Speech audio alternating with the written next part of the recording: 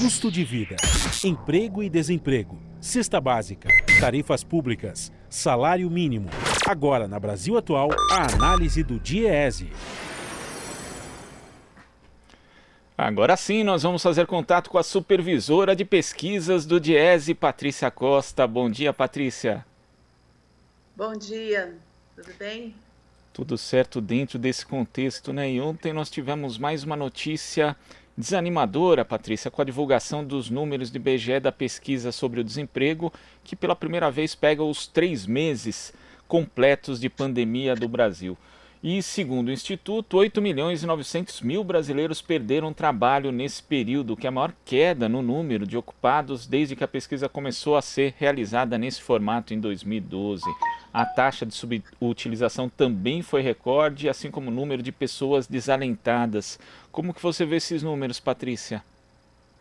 Olha, esses números, eles consolidam o que a gente já sabe, já sentiu na pele, né? Acho que a maior parte dos brasileiros. Ele traz o resultado consolidado da pandemia, que vai de abril a junho. São os meses de maior isolamento social. E o que a gente observa, e é o mais grave, é essa queda na ocupação de quase 9 milhões de ocupações e emprego, né? Então, as pessoas perderam o emprego. E aí, com isso, o resultado indicou que o número de pessoas desempregadas aumentou. A taxa de desemprego foi de 13,3%. E ela só não aumentou mais porque muita gente que perdeu o seu emprego não tem perspectiva de conseguir uma nova ocupação. Então, essas pessoas perderam suas ocupações e não procuraram emprego. Com isso, a taxa de desemprego ela cresceu, mas ela não cresceu tanto, né? O que a gente percebeu também é que a pandemia e o isolamento, eles tiveram um efeito maior para as pessoas de mais baixa renda e para as pessoas que já trabalhavam na informalidade. Então, você teve uma diminuição muito grande, principalmente entre os sem carteiras, entre os autônomos e o emprego doméstico, as trabalhadoras domésticas. E isso é muito perverso, porque são pessoas que já passam por dificuldade e que, nesse momento de pandemia, são os que mais sofrem, né? Acho que sempre é importante a gente lembrar que o mercado de trabalho brasileiro ele já não vinha apresentando bons resultados antes do isolamento. O Brasil, a economia não decolava, 18, 19 eram anos onde você tinha um desempenho pífio da economia, um crescimento muito baixo, e o mercado de trabalho ele já vinha num processo de precarização e de aumento da informalidade. A pandemia ela só agravou. E é uma pandemia que ela afeta mais os mais pobres e acentua a desigualdade já existente na economia brasileira, no mercado de trabalho brasileiro, né? Os ocupados com carteira também perderam ocupações, mas a proporção foi bem menor. Por quê? Porque aí muitas empresas adotaram as medidas emergenciais de suspensão, de redução de jornada. Então, quem tinha carteira de trabalho assinada, apesar da redução expressiva, conseguiu, de uma forma, amenizar o efeito do isolamento, né? Mas, para os trabalhadores informais próprios, a redução foi muito grande. E acho que, quando a gente olha por setor, é importante ressaltar que o setor mais afetado foi o comércio, né?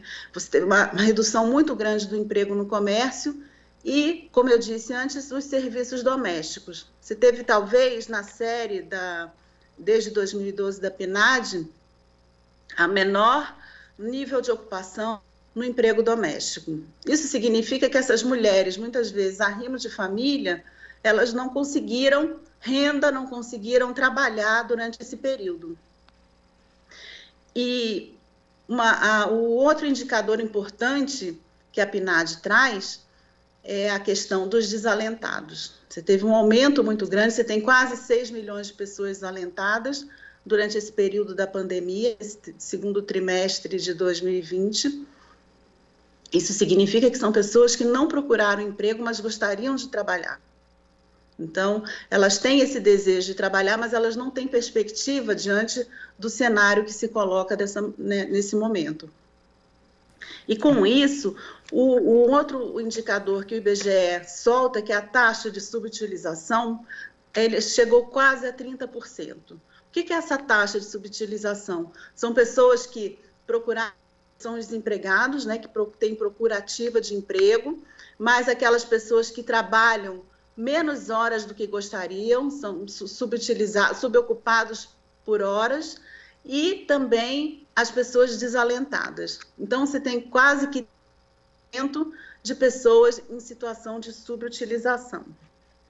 Eu acho que, finalmente, o dado que é importante notar é a questão do rendimento. E aí, talvez, a gente perceba a maior perversidade no momento do isolamento e da pandemia, porque o rendimento médio, ele cresceu. Ele cresce por quê? Porque as pessoas que ganham mais foram menos afetadas com essa pandemia e com esse isolamento. E os menores salários, eles saíram, eles perderam o emprego. As pessoas... E isso fez com que a média salarial crescesse, mostrando, então, o tamanho do problema que as pessoas estão vivendo. Porque quando você fala que você tem uma taxa de desemprego de 13%, e quando você diz que 9 milhões de pessoas perderam seus empregos, e muitas delas não procuraram por não acreditar, mostra que a sociedade está vivendo perto de um colapso, e que o resultado é trágico. E, finalmente... desculpa, não, pode falar. Pode completar, Patrícia. Eu só queria falar do último dado que vale a pena a gente ressaltar, que é a questão da massa de rendimento. A massa de rendimento do trabalho é o quanto que está disponível na sociedade para que as pessoas possam gastar, né? E que leve em consideração somente os rendimentos do trabalho, o quanto que está disponível e quanto que esse rendimento vem do trabalho. E ele é composto pelo rendimento que as pessoas recebem e pelo número de pessoas que entram e passam a ter rendimentos, né? Então, você teve uma redução muito grande da massa de rendimentos, e aí a gente, mais uma vez, ressalta a importância do auxílio emergencial. Apesar dele não estar nessa conta da massa de rendimento, porque ele não é um rendimento do trabalho, ele é uma transferência do governo, o auxílio emergencial, ele foi capaz de suprir quase metade dessa massa de rendimento perdida. Isso é muito importante. E a gente sempre lembra de como que a pressão popular, né, do movimento sindical, dos movimentos populares, para que o auxílio emergencial saísse de 200 e fosse para R$600.